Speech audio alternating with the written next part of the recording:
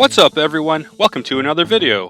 In this video, I will replace a leaking brake drum wheel cylinder and some collateral damage brake line on a 2005 Saturn Vue. Before we get started, be sure to subscribe for more how-to and review videos. Now, let's get started. Very quickly, let's get access to the wheel cylinder. First, remove the plastic caps if you have them, and break loose the lug nuts. Then, jack up the vehicle and support it with a jack stand. Next up, remove the lug nuts and remove the wheel. Then, remove the brake drum. This one came off okay, but if it's really stuck, you will have to use the adjuster in the back if it's hung up on the shoes, or penetrating oil and more force if it's rusted to the hub or the lug nut studs. And here is the leaking wheel cylinder. I discovered it while changing the wheel bearing, so there is a wheel bearing change video if interested. This wheel cylinder has to be replaced. The process is pretty straightforward. On the front side, we will release the brake shoe tension to free the wheel cylinder. Going around to the back side, we'll remove the brake line, remove the two mounting bolts, and this is the bleeder, which is used to bleed the brake lines after the wheel cylinder is installed.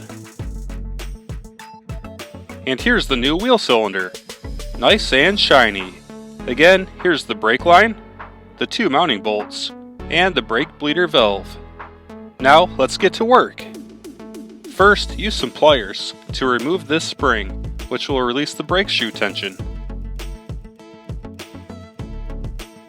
Now, the wheel cylinder is free from the shoes. Next, remove the brake line. The stock brake line fitting required a 1/2-inch wrench. The nut should rotate independent of the steel tube through the center. The steel tube should not rotate. However, unfortunately, these are seized together after nearly 20 years, and the end of the brake line twisted off. That's how things go sometimes, but we'll take care of it, no problem. Next, remove the two mounting bolts. These used an 8mm socket. And now it's completely free. Go back around to the front and pull it straight out. And here it is. Goodbye.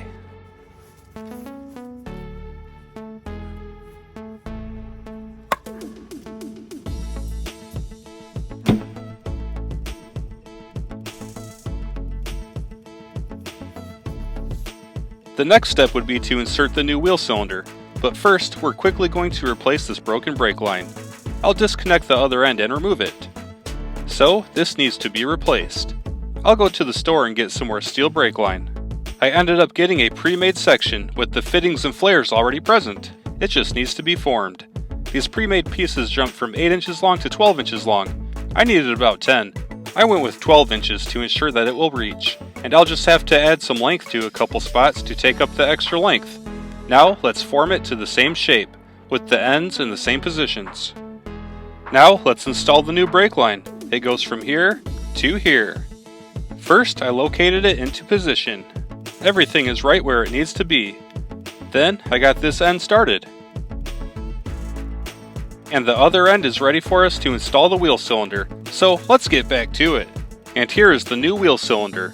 The brake shoes need to seat in the slots on the ends of the pistons. If you need to rotate the pistons to get the slots to line up, that's no problem. So get it in place with the brake shoes properly seated in the slots. Everything is looking good. Going around to the back side, insert the brake line and get the fitting started. Then insert the two mounting bolts and tighten them down. With the wheel cylinder locked into place, finish tightening the brake line fitting. And because we had to replace this brake line, we'll finish tightening down the other end. And finally, reinstall the brake shoe tension spring. One end goes into the hole on the brake shoe, and the other end goes into the hole on the brake adjuster lever. You can try pliers or channel locks, but I use vice grips so they don't slide off and smash my hands. Things are looking good. The last step is to bleed the brakes. Slide the brake drum back on.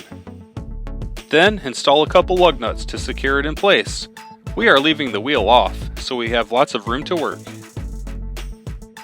Now prepare some brake fluid and check the fluid level to make sure it is full.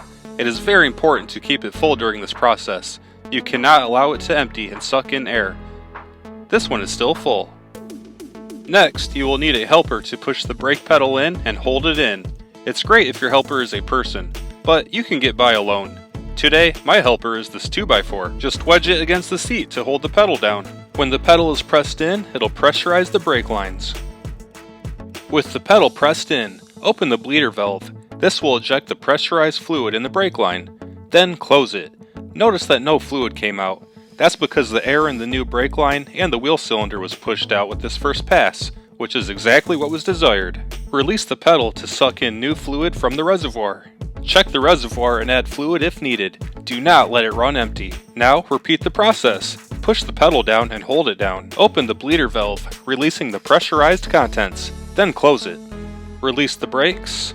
Check the fluid level. And push in the brakes. Repeat this process until pure fluid exits the bleeder, indicating that all of the air in the new components has been flushed out.